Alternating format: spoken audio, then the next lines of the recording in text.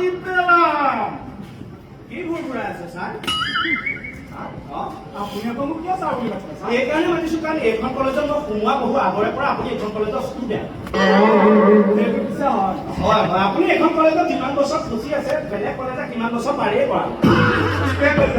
আৰু আপোনাৰ musical talent